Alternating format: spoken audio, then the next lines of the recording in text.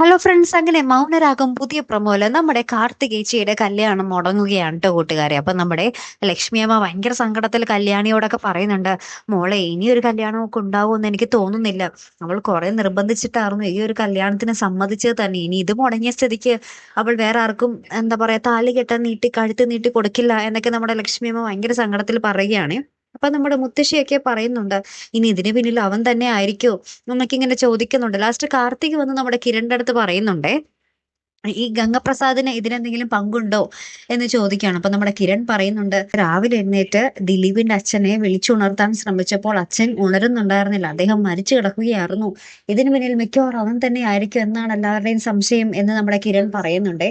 അപ്പൊ ഇതൊക്കെ കേട്ടിട്ട് നമ്മുടെ കാർത്തിക ഭയങ്കര സങ്കടത്തിൽ നിൽക്കുന്ന ഒരു രംഗങ്ങളാട്ടോ കൂട്ടുകാരെ ഏറ്റവും ഒടുവിൽ കാണുവാൻ സാധിച്ചതേ. കാത്തിരിക്കാട്ടോ അപ്പൊ അടുത്തൊരു വീഡിയോ വരുന്നത് വരയ്ക്കും. Good bye.